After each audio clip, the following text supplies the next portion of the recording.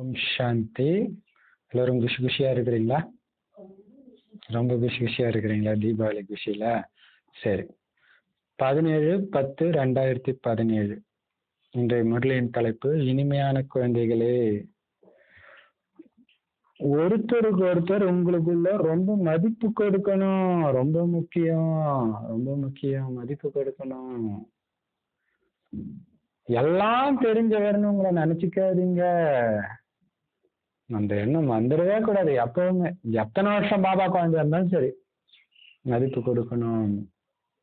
ஏன்னா இந்த அகங்காரத்துலதான் சமஸ்கார முதல் வர்றது. நான் சொல்றது ரைட், அவங்க சொல்றது தப்பு, இந்த மாதிரி. ஸோ மரியாதை கொடுக்கணும். ஃபாலோ பண்ண தேவையில்ல, அப்பா சொல்றதான் ஃபாலோ பண்ணணும். பட் அதுக்காக அவங்கள மரியாதை இல்லாம பண்ணக்கூடாது. மரியாதை கொடுக்கணும். எனக்கு தான் எல்லாம் தெரியும், அது இருக்கவே கூடாது இல்லையா? பாபாவோட ஞானம் எல்லாருக்கும் புரிஞ்சுக்க முடியாதுன்னு அவரே சொல்றாரு இல்லையா? அதனால ஆனா எல்லாருக்கும் நம்ம மனசுல என்ன வரும், நம்ம ரைட்டு நினைக்கிறதா ரைட்டுன்னு தோணும். அஞ்ஞானத்துல இருந்தே அது அப்படிதான். ஸோ அப்படி புரிஞ்சுக்காதீங்க.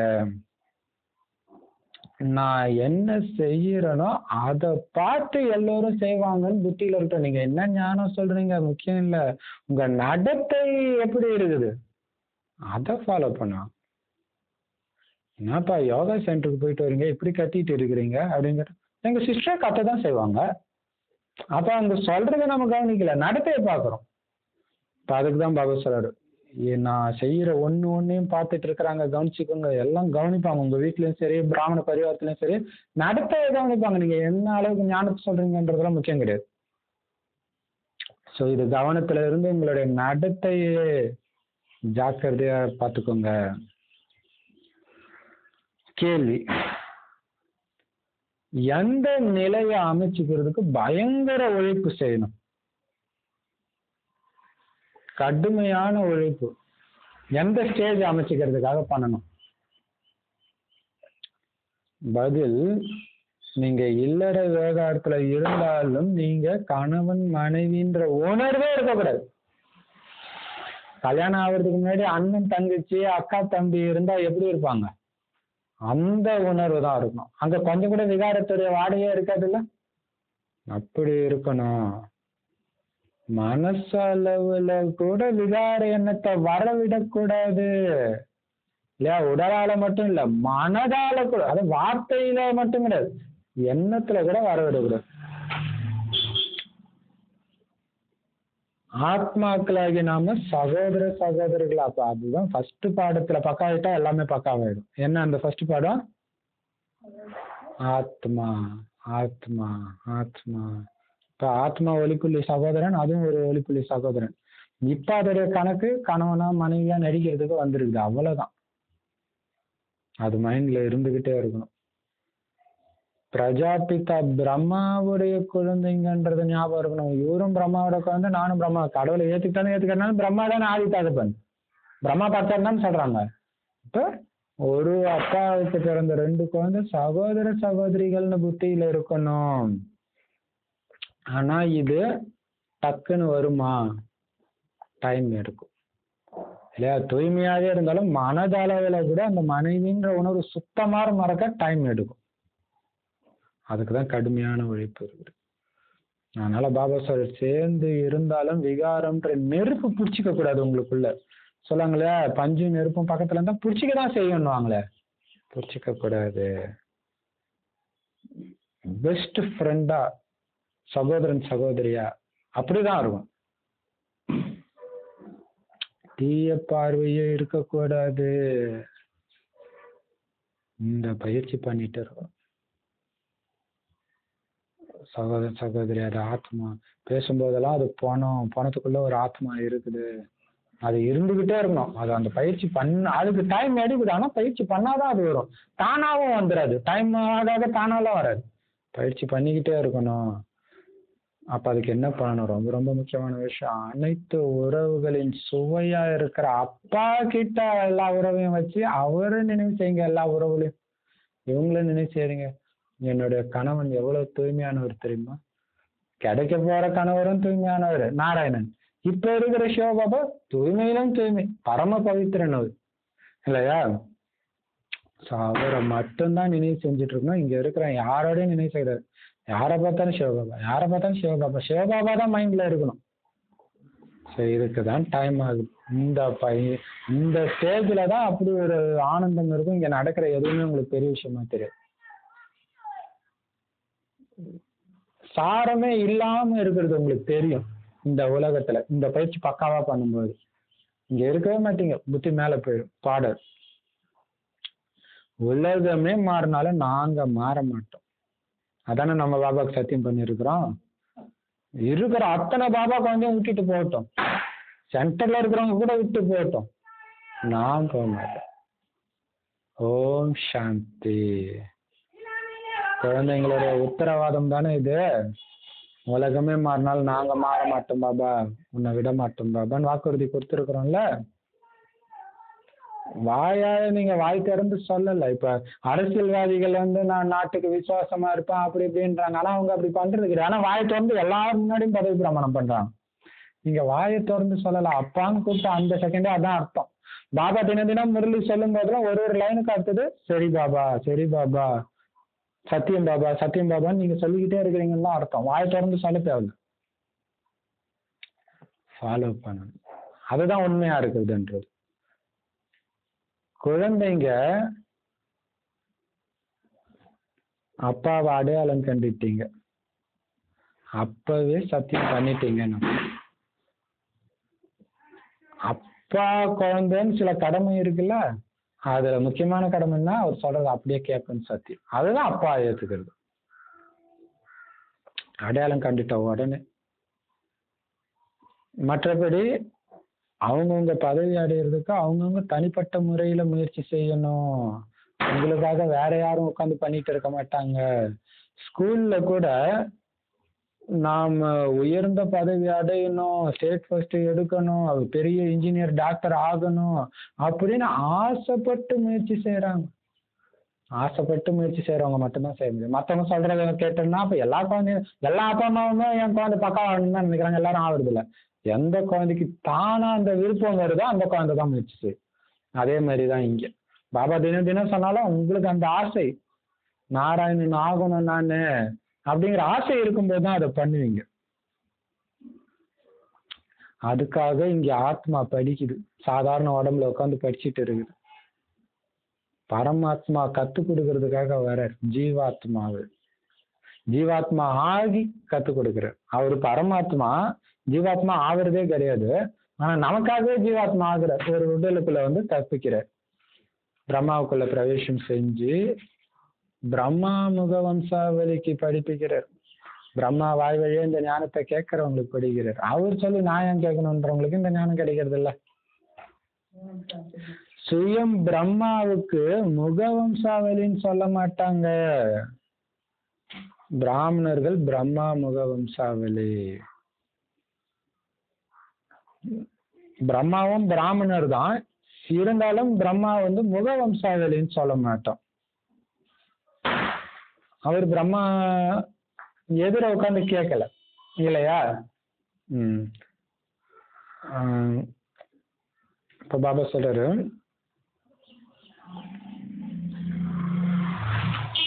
அதே மாதிரி பிரம்மா சிவனின் முக வம்சாவளியும் கிடையாது. இதுல எவ்வளவு ஆச்சரியமான விஷயம் பாருங்க. பிரம்மாவுக்கு எதிர உட்காந்தும் கேட்கல, சிவனுக்கு எதிர உட்காந்தும் கேட்கல. அது அதனால முக வம்சாவளின்னு சொல்ல முடியாது அவரை. சிவபாபா இவருக்குள்ள பிரவேசம் செஞ்சு தன்னுடையவரை ஆக்குறாரு. இருந்தாலும் இவரும் ஒரு படைப்பு தான்.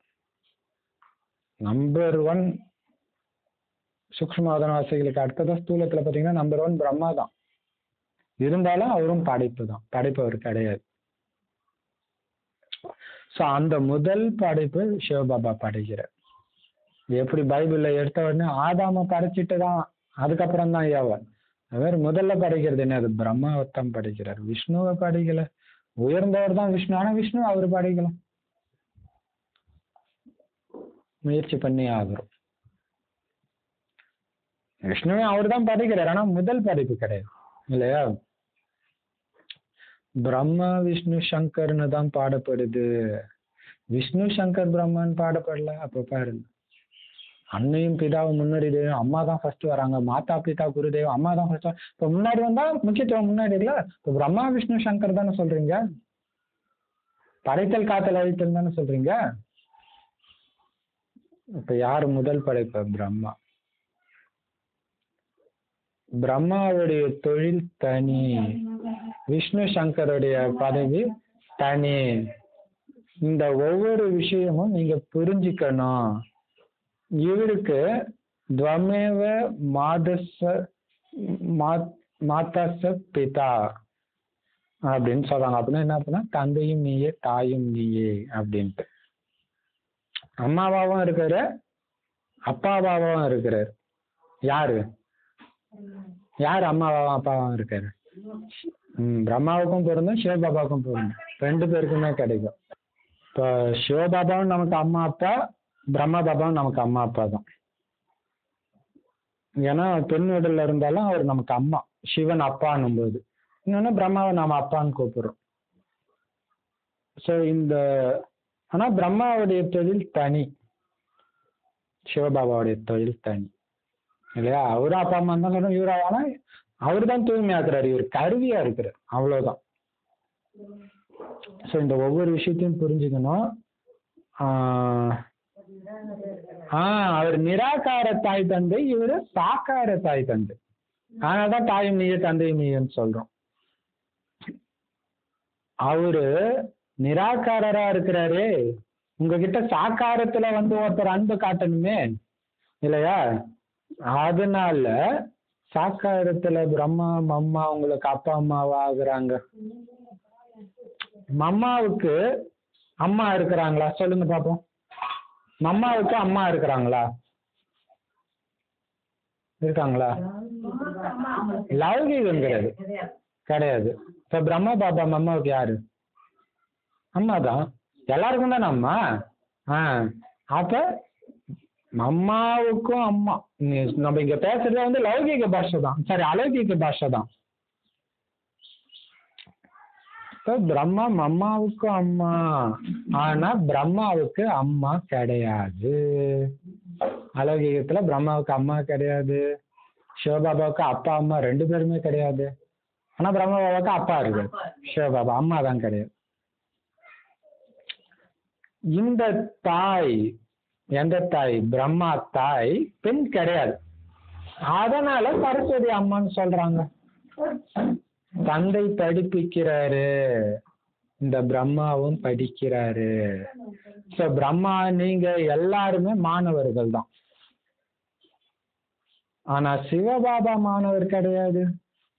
இதுதான் புரிஞ்சுக்க வேண்டிய விஷயம். ஆரம்பத்துல இருந்தே பாபா சொல்றாரு, சிவபாபா பிரம்மா முக வம்சாவளி கிடையாது, சிவபாபா மாணவர் கிடையாது இல்லையா.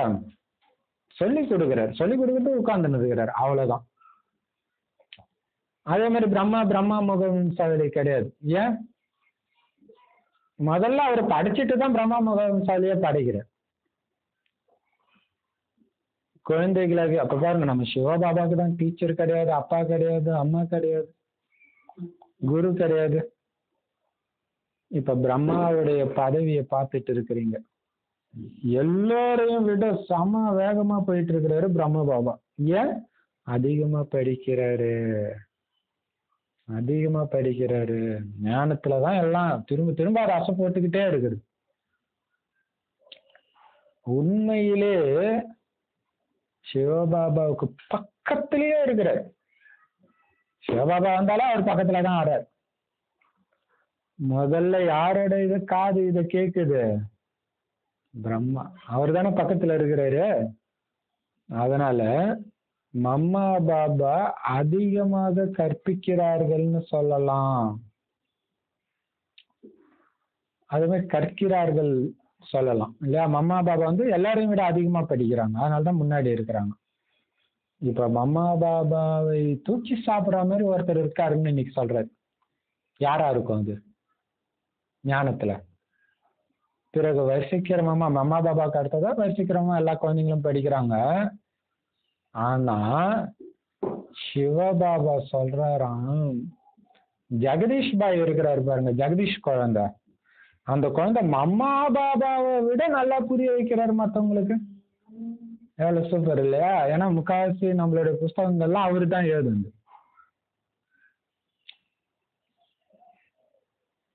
பாபாவின் முரளியை படிச்சு நல்லா தாரணை செஞ்சு பிறகு கீதா பத்திரிகை ஆகியவை தயாரிக்கிறாரு. ஸோ அப்ப கீதா பத்திரிகைன்ட்டு அவர் உருவாக்கி இருந்துச்சு போல இருக்குது. ஸோ இதை தாரணை செஞ்சு அது மட்டும் கிடையாது, அவர் நிறைய சாஸ்திரங்களை படிச்சிருக்கிறாரு.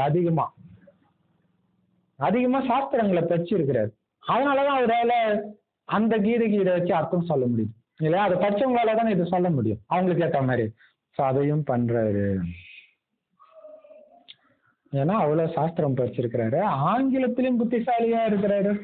பிரம்மச்சரியா அது இங்கிலீஷ்லயும் அவர் எழுதி இருக்காரு, செலிபஸ்ன்ட்டு. ஸோ இங்கிலீஷ்லும் வல்லவனா இருக்கிறாரு. ஸோ சிவபாபாவே இதை சொல்றாரு பார்த்தீங்களா? அதுக்கு பேர் தான் மரியாதை கொடுக்கறது.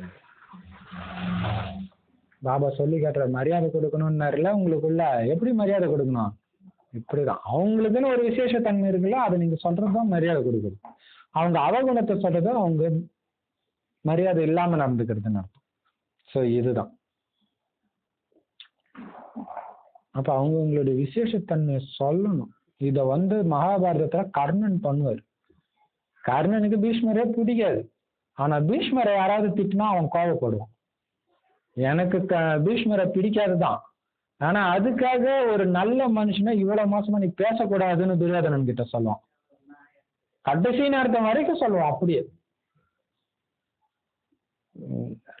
நான் கூட என் மனசாட்சிக்கு விரோதமா நடக்கிறேன், ஆனா அவங்க நடக்கிறது இல்ல. ஓப்பனா சொன்னாங்க பாரு, என்னால பாண்டவர்களை கொல்ல முடியாதுன்னு சொன்னான் பாரு, பீஷ்மர் சொன்னாரு பாரு. மரியாதை கொடுக்கணும். அவரு கபடி ஆடுறவர் கிடையாது, மனசுல எல்லாம் தைரியம் சொன்னாரு பாரு. கரெக்ட். இப்ப பாபா சொல்றாரு அதான் மரியாதை கொடுக்கிறது. பிடிக்காதவங்களா இருந்தாலும் சரி மரியாதை கொடுங்க, கடைசியில அவங்களுக்கு அவங்க ஆசீர்வாதம் கிடைச்சே தீரும்ன்றாரு.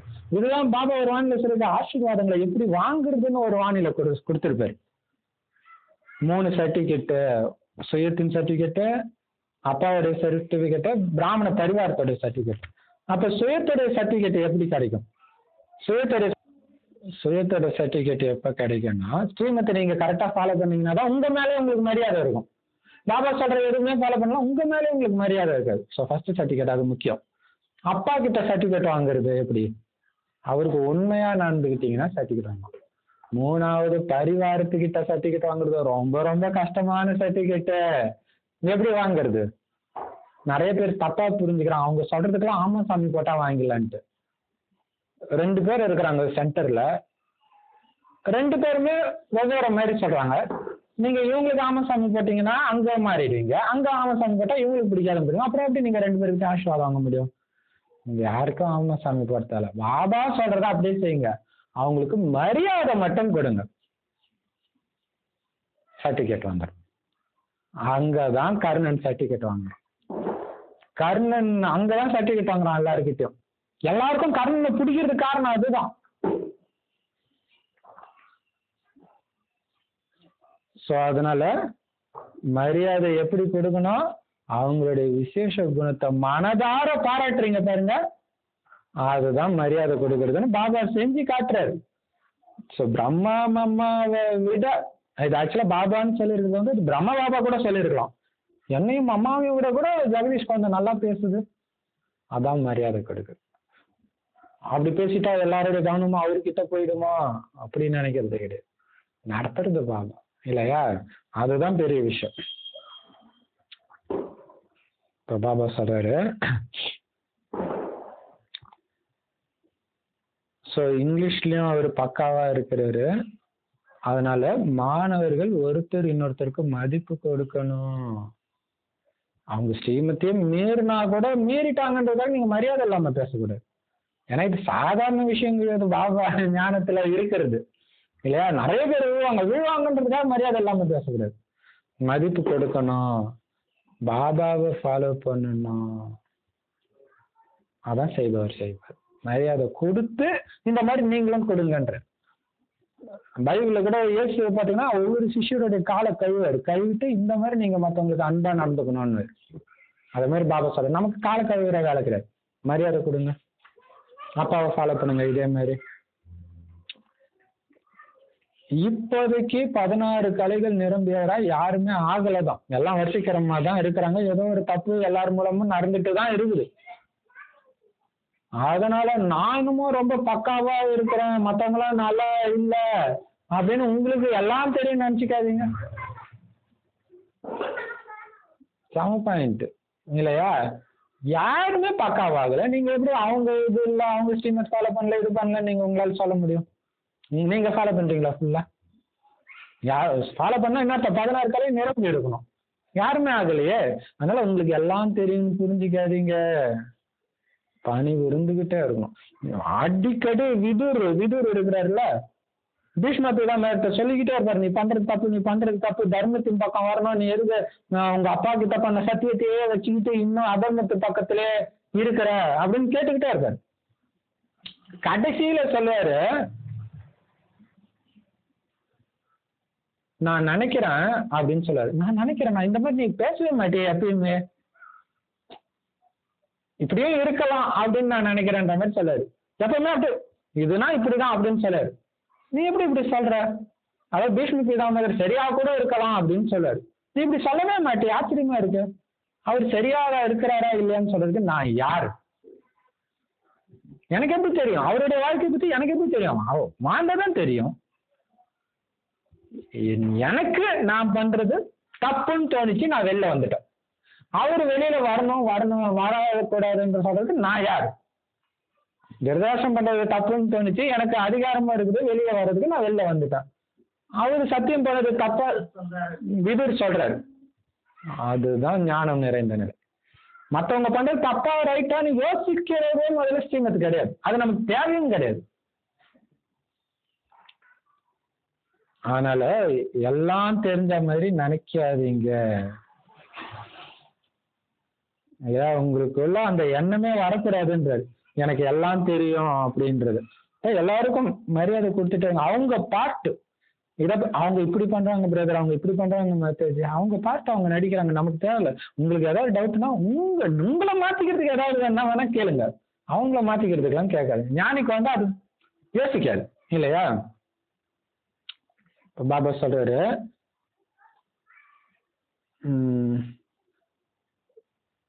ஏதோ தப்பு எல்லாரும் பண்ணிட்டு தான் இருக்கிறாங்க, அதனால நீங்க ஏதோ ரொம்ப உத்தமமா ஆயிட்டதான் நினைச்சுக்காதீங்க. அம்மா அடிக்கடி அதான் சொல்லுவாங்க, யாருதான் தப்பு பண்ணல, அவன் தப்பு பண்றான்னு என்கிட்ட சொல்ற, எல்லாருமே தப்பு பண்ணிட்டு தான் இருக்கிறாங்க அப்படின்னு சொல்றாங்க. சோ அப்பா எந்த காரியம் செய்யறாரோ, நான் என்ன காரியம் செய்யறேனோ அதை பார்த்து மற்றவங்க செய்வாங்க. அதுக்குதான் அப்ப நிரகங்காரிய பாபா முதல்ல இருந்து காட்டுறாரு எப்படின்ட்டு.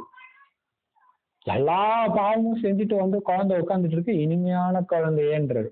இப்படி நீ நடந்துக்கோன்றாரு. அதான் அர்த்தம் இல்ல. முதல் நாள் வந்தோன்னா அதானே சொல்றாரு, முதல்ல வந்த குழந்தையே நீ இனிமேல் தான் மாறணும் நான் சொல்றாரு.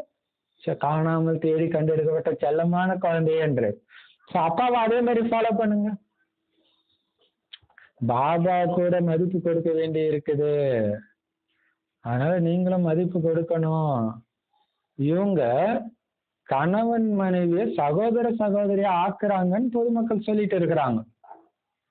ஆனா புத்திசாலியா இருக்கிற குழந்தை சொல்லும் உடனடியா, கடவுளுடைய குழந்தைன்னா என் மனைவியும் கடவுளோட குழந்தை. அப்ப ஒரு அப்பாவுக்கு பிறந்த 2 பேர் சகோதரன் சகோதரி தானே புத்திசாலி குழந்தை சொல்லுமா டக்குன்ட்டு. உங்களுக்கு தெரியல, அதனால விகாரத்துல விழுந்துட்டீங்க அப்படின்னு. இன்னும் அதை பத்தி சொல்றாரு, காமத்தை பத்தி சொல்றாரு, மக்கள் என்னென்னலாம் கேட்கறாங்களோ அதுக்கு பதில் சொல்றாரு, எப்படி எல்லாம் சொல்லணும்னு இன்னைக்கு சொல்றாரு பாருங்க. இன்னும் கேட்டா நாங்க மட்டும் இல்லைங்க, நீங்களும் எங்களுக்கு சகோதர சகோதரி தான், நீங்களும் எங்களுக்கு சகோதர சகோதரி தான். ஏன்னா எல்லாருமே இறைவனுடைய குழந்தைங்க. நீங்களும் சும்மா சொல்றீங்க கடவுள் அப்பான்னு, நாங்க நடைமுறையில அவர் அப்பானா எப்படி இருக்கணுமோ அப்படி இருக்கிறோம். எல்லாருமே சகோதர சகோதரி தானே அவருடைய குழந்தைன்னா. பிரஜாபிதாவுடைய குழந்தைங்க சகோதர சகோதரி ஆகிடுறோம். சிவனுடைய குழந்தைன்னா சகோதர சகோதரர், அண்ணன் தம்பி. இங்கன்னா அண்ணன் தங்கச்சி. ஏன்னா சரீரம் உள்ள பிரம்மாவுடைய குழந்தைங்க. சகோதரன் சகோதரியா இருக்கிறது நல்லது தானே. பாபாவுடைய குழந்தைய ஆனீங்கன்னா தான் ஆஸ்தி எடுக்க முடியும். அப்பாவுடைய குழந்தைன்னா இப்படித்தான் இருக்கும். ஆஸ்தி அடையிறதுக்கு தானே வந்திருக்கிறீங்க. நான் சொல்றது அப்படியே செஞ்சீங்கன்னா என் ஆஸ்தியை ஃபுல்லா கொடுக்குறேன். நீ ஆஸ்தியை கூட நீ சொல்றதெல்லாம் ஃபாலோ பண்ணணும்னு நினைக்காதன்னா அஞ்ஞானிகள் அப்படிதான் சொல்லலாம். கடவுள் என்ன சொல்றதுல எனக்கு தெரியாது. என் உடம்பு சரியாகணும், பக்தி ஆயிடுது இல்லையா. இப்ப பாபா சொல்றாரு, ஆஸ்தி சிவபாபா கிட்ட இருந்துதான் கிடைக்குது, பிரம்மா பாபா மூலமா கிடைக்குது, பிரம்ம பாபா மூலமா தான் கிடைக்கும். சோ பிரம்மாவுடைய குழந்தை ஆனாத்தான் உங்களுக்கு அப்பாவுடைய ஆஸ்தி கிடைக்கும். பிரம்மா மூலமா கிடைக்கும் மட்டும்தான் கிடைக்கும். அவர் வாய் வழியா மட்டும்தான் அவர் சொல்றாரு. சோ பிரம்மா குழந்தை ஆகிட்டீங்கன்னா ஒருபோதும் விகாரத்தில் போக முடியாது. அப்படி போனீங்கன்னா மனசு உறுத்தும், குற்ற மனப்பான்மை தாக்கிக்கிட்டே இருக்கும் உங்களை. பாபா எவ்வளவு நல்ல முறையில புரிய வைக்கிறாரு. அப்ப சொல்லுவாங்க, ஏன் பிரதர் வர்றது இல்ல, ஏன் என்னால அந்த அளவுக்கு ஃபாலோ பண்ண முடியல. அப்ப என்ன, அது உறுத்துது அவங்களுக்கு இல்லையா. அப்பா குழந்தை ஆயிட்டீங்கனாலே விகாரத்துல காமத்துல விழக்கூடாது. எவ்வளவு நல்ல முறையில பாபா புரிய வைக்கிறாரு, தூய்மையா இருக்கிறதுக்கான வழிமுறைகள் சொல்றாரு. சூப்பரான எப்படி சொல்றாரு. என் மனைவியும் அப்பான்னு கூப்பிடுறாங்க பாபாவை, கணவனும் அப்பான்னு கூப்பிடுறாங்க. அப்ப கணவன் மனைவின்ற உணர்வு அறுபட்டுடும். சூப்பர் பாயிண்ட் இல்ல.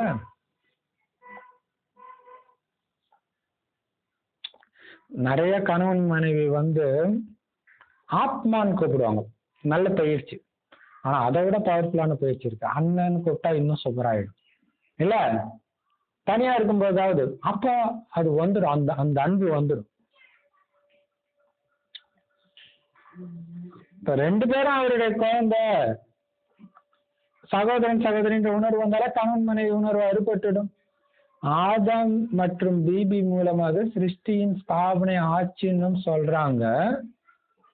அதனால எல்லாருமே அவங்களுடைய குழந்தை ஆகுறீங்க, சகோதர சகோதரி ஆகுறீங்க.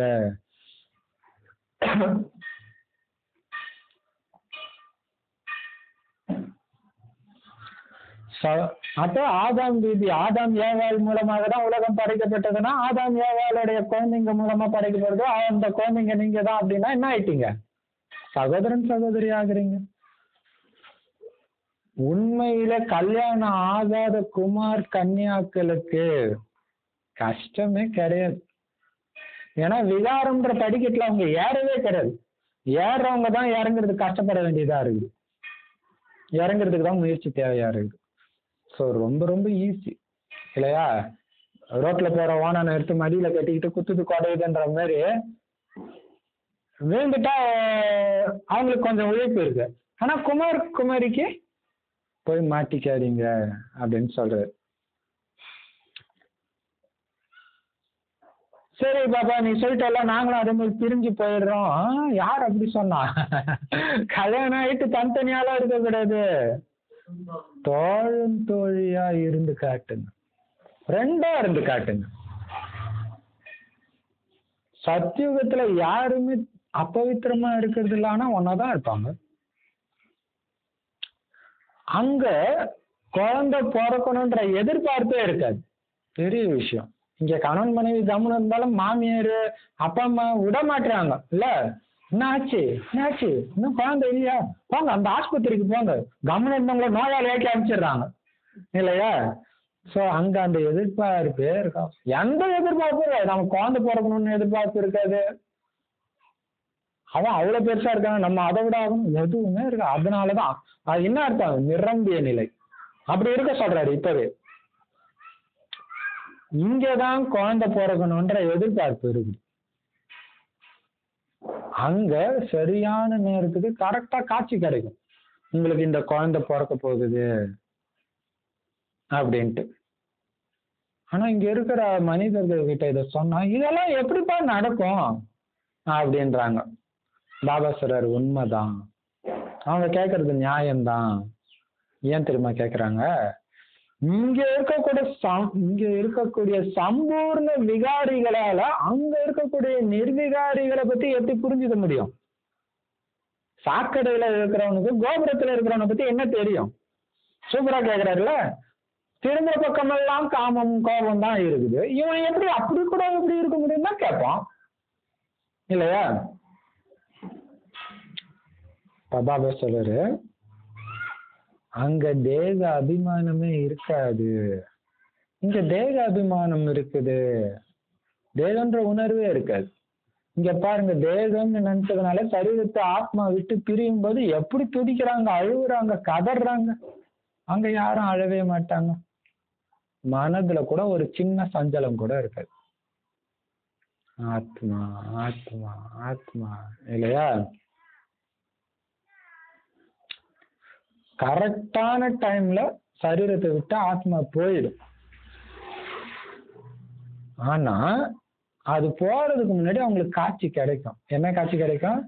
போய் இளவரசராகணும், இளவரசராகணும் அப்படின்னா ராஜ குடும்பத்துல மறுபடியும் பிறக்கணும் அப்படின்னு ஞாபகம் காட்சி தெரியும். ஸோ அப்ப ஒவ்வொரு பிறவியிலையும் இது அவங்களுக்கு காட்சி கிடைச்சிட்டே இருக்குது. ஸோ முதல்ல இப்பதான் கிடைக்கும். நமக்கு சரீரம் விடும்போது தெரியும் என்ன காட்சின்ட்டு. இப்ப இந்த பிறவில இருந்து அது ஸ்டார்ட் ஆயிடும். இதை வச்சுதான் துவாபர யுகத்துல இந்த மறுபிறவியை பற்றி இந்தியாவில தான் எழுதுறாங்க, வேற யாரும் எழுதல, எந்த மதத்திலும் கிடையாது. இங்க கூட உங்களுக்கு காட்சி கிடைக்குது இல்ல, வருங்காலத்துல மகாராஜா மகாராணி ஆக போறீங்கன்ட்டு. கிருஷ்ணர் போல ஒரு குழந்தை உங்க மடியில இருக்கிற மாதிரி எல்லாம் உங்களுக்கு காட்சி கிடைக்குது. ஆனாலும் உங்களுக்கு கிடைக்கிற காட்சியை வச்சு நீங்க சத்தியுக மகாராஜா ஆவீங்களா சந்திரவம்ச மகாராஜா ஆவீங்களான்னு கண்டுபிடிக்க முடியாது. காட்சி கிடைக்குது. காட்சி உங்க மடியில கிருஷ்ணர் விளையாடுறதுனால நீங்க கிருஷ்ணருக்கு அப்பா அம்மா ஆயிட மாட்டீங்க. நிறைய பேருக்கு அந்த காட்சி கிடைக்கும் இல்லையா? ஸோ காட்சியை வச்சு அது கண்டுபிடிக்க முடியாது. ஏன்னா இது முற்றிலும் புது விஷயம். ஆனா நீங்க மகாராஜா ஆகிறீங்களான்றது வேணா தெரியும், ஆனா அந்த இடத்த எந்த இடத்த மகாராஜான்னு கண்டுபிடிக்க முடியாதுன்ற.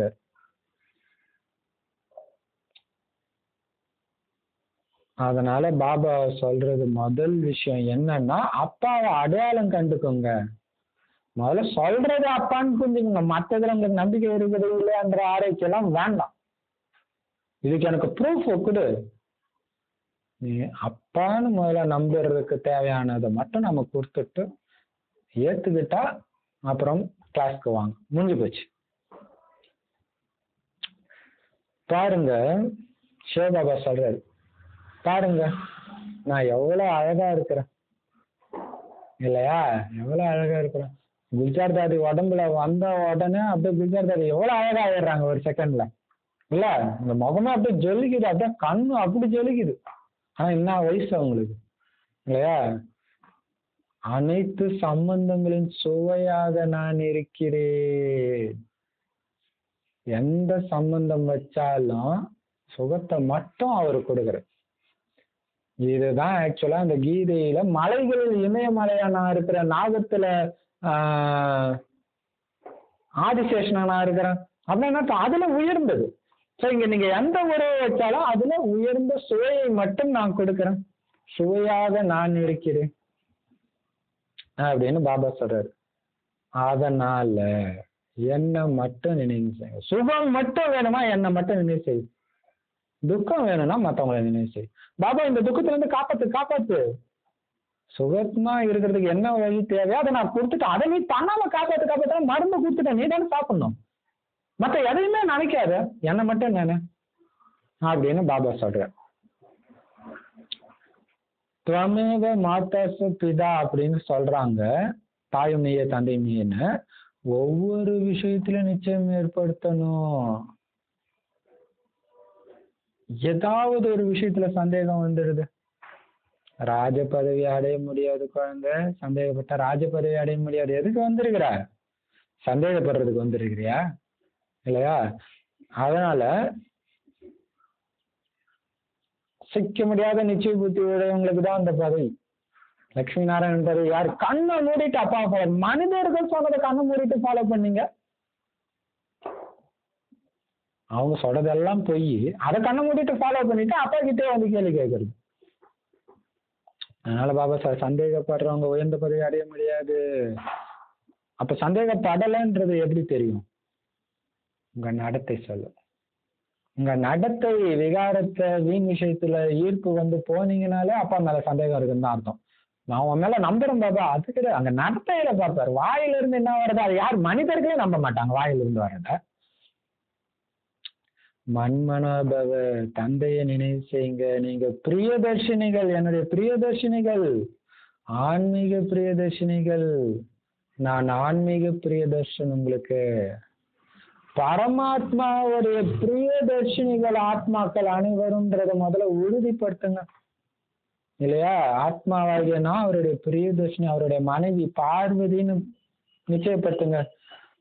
கிருஷ்ணர் ஒன்றும் எல்லாருக்கும் பிரியதர்ஷனர் ஆக முடியாது. இவங்க கதையில அப்படி எழுதிட்டாங்களே தவிர அங்க இருக்கிறவங்க யாரும் சத்தியத்துல இருக்கிற எல்லா பொண்ணுங்களும் உட்காந்து கிருஷ்ணரை ஒன்றும் நினைச்சிட்டு இருக்க மாட்டாங்க. ஆக்சுவலா அவங்க யாருமே நினைக்க மாட்டாங்க. அதனாலதான் ஜாலியா இருக்கிறாங்க இல்லையா? இங்கத்தான் நாம சிவபாபா அப்படி நினைச்சிட்டு இருக்கிறோம். கிருஷ்ணரை எல்லாரும் நினைவு செய்யறது கிடையாது. ஏன்னா அவர் எல்லோருக்கும் பிரியதர்ஷனரும் கிடையாது. அதனால பாபா சொல்றாரு, இப்படி என்ன மட்டும் நினைக்கிறதுக்கு தான் மன்மனாபவன் அர்த்தம். எல்லோரும் என்கிட்ட இப்ப வந்துதான் ஆகணும். ஏன் வந்துதான் ஆகணும்? நாடகம் முடிய போகுது, மேல வந்துதான் ஆகணும். உலகமே அழிய போகுது, ஆத்மா அழியாது. அப்ப ஆத்மாவுடைய வீட்டுக்கு வந்துதான் ஆகணும். வீட்டுக்கு திரும்பி போக வேண்டிய டைம் ஆயிடுச்சு. அதனால அவசியம் வீடு ஞாபகத்துக்கு வரும் தானே? வீட்டுக்கு டைம் ஆச்சுன்னா ஞாபகம் வரும் தானே? எந்த வீட்டுக்கு? அதான் எங்க இருக்கு? பரந்தாமத்துக்கு இல்லையா? ஆனா எப்பவும் அந்த ஞாபகம் இருக்குதா? இருக்கா? இப்ப கூப்பிட்டா போயிடுவீங்களா? சரி. ஒவ்வொரு விஷயத்துக்கும் முரளியில விளக்கம் கிடைச்சுக்கிட்டே இருக்குது. ஆனா குழந்தைங்க, இது நிறைய பேர் பண்ற தப்பு. ஆனா குழந்தைங்க முரளியில இருந்து நோட்ஸ் எடுக்கிறதே கிடையாது. ஆனா நான் முரளியில சொன்ன விஷயத்த என்கிட்ட திரும்ப திரும்ப கேட்டு நேரத்தை வீணாக்கிட்டு இருக்கிறாங்க. இதுதான் பெரிய விஷயம். டவுட் கேட்கறாங்கன்னா உடனே நீங்க முரளி இந்த லிங்க் பாருங்கன்னு தான் கொடுத்துருவேன். நான் பதில் சொன்ன சொல்லிக்கிட்டே இருக்க வேண்டியதான். நேரம் சார் அங்கதான் எல்லாத்துக்கும் பதில் இருக்குது இல்ல? நோட்ஸ் எடுக்க வேண்டியது நம்ம கடமை. சொன்னதே திரும்ப திரும்ப என்ன பண்ணி என்ன கவனிச்ச? கணவன் மனைவிக்குள்ளே பிரச்சனை வரும் தெரியுமா? கணவன் மனைவி கிட்டே ஒரு கணவன் மனைவி வந்து இது வாங்கிட்டு வாங்கன்னு சொல்லிட்டு சாயங்காலம் அவர் வாங்கி தரலன்னா, ஏன் வாங்கி தரல? நீ தான் சொல்லலையா? காலைல சொன்ன காது எங்க வச்சுன்னு இருந்தா? அப்ப மனைவி சொன்னதை கேட்காததுக்கே மனைவிக்கு இவ்வளவு கோபம் வருது. இங்க பாபா சொல்றாரு, பாபா எழுதிதான் கொடுக்குறாரு. நீங்க குறிப்பு எடுத்துக்கணும். அதனால குறிப்பு எடுக்கிறதுனால என்கிட்ட திரும்ப திரும்ப அதையே கேட்டுட்டு இருக்கிறீங்க. பிரியதர்ஷனுடைய விஷயம் தான் இங்க முக்கியமான விஷயம். எல்லா பக்தர்களும் பிரியதர்ஷினிகள் தான். அதுல ரொம்ப ரொம்ப பிரியமான பிரியதர்ஷினி நீங்க. சொன்னார்ல, எல்லாரும் பக்தர்களான பிரியமான செல்லமான பக்தர்கள் நீங்க. ஏன்னா பரமாத்மாவை தான் எல்லாருமே நினைவு செய்றாங்க.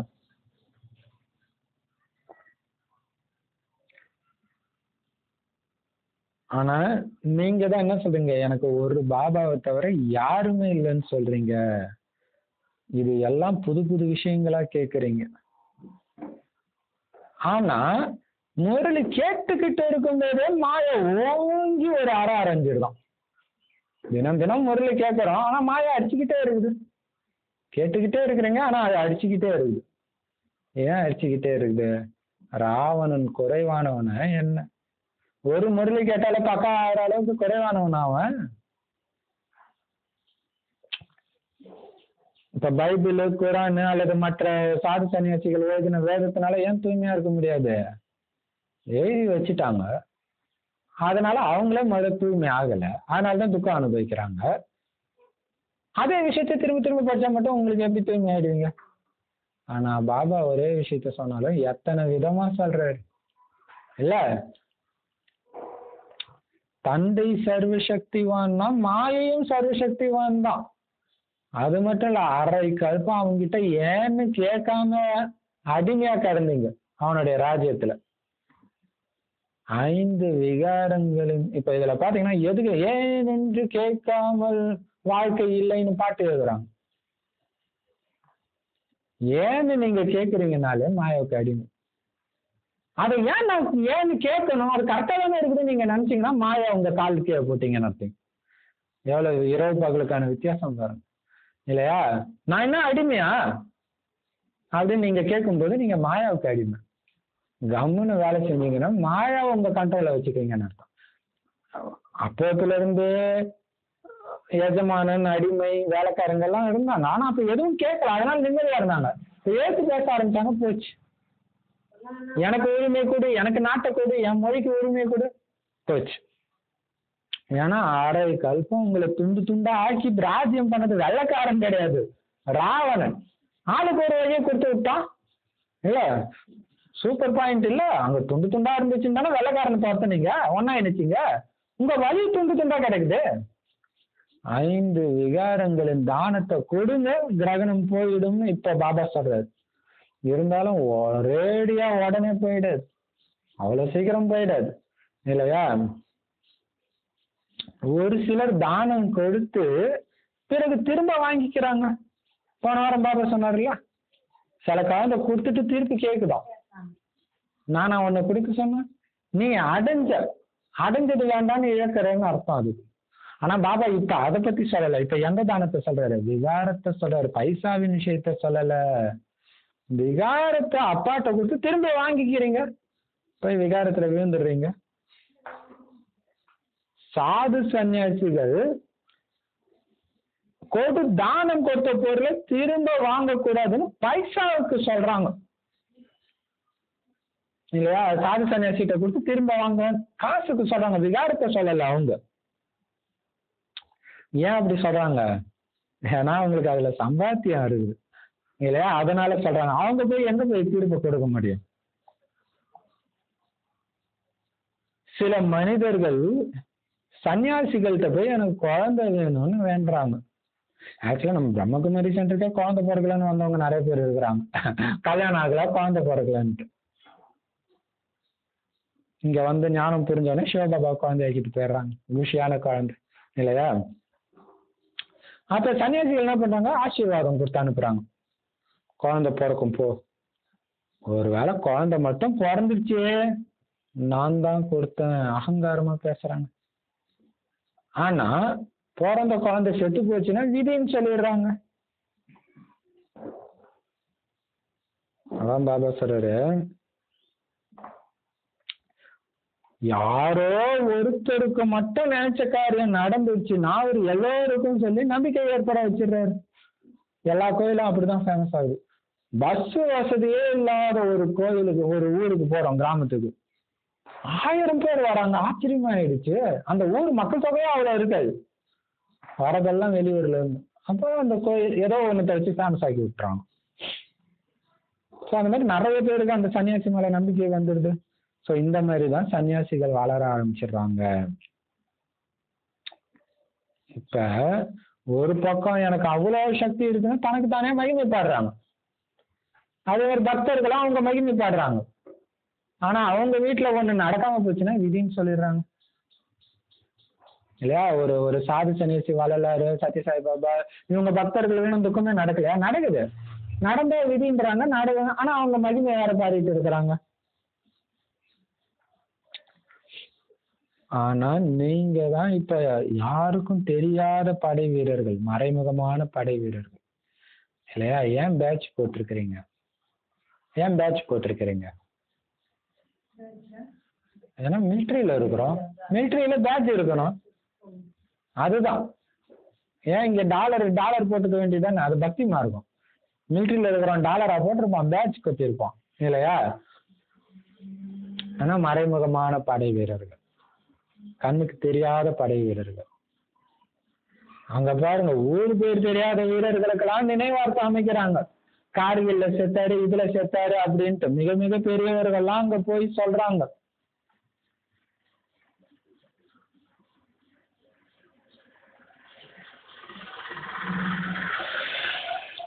அவர் என்ன மாதிரி உயிர் இருக்கிறோமோ, நம்ம நாட்டுக்காக உயிர் கொடுத்திருக்கிறாரு. அவங்களுக்கு மலர் வளையம் வைங்க, அப்படின்னு சொல்றாங்க. பெரிய பெரிய ஆளுங்க சொல்றாங்க, பெரிய பெரிய ஆளுங்க போய் மலர் வளையம் வச்சுட்டு வராங்க.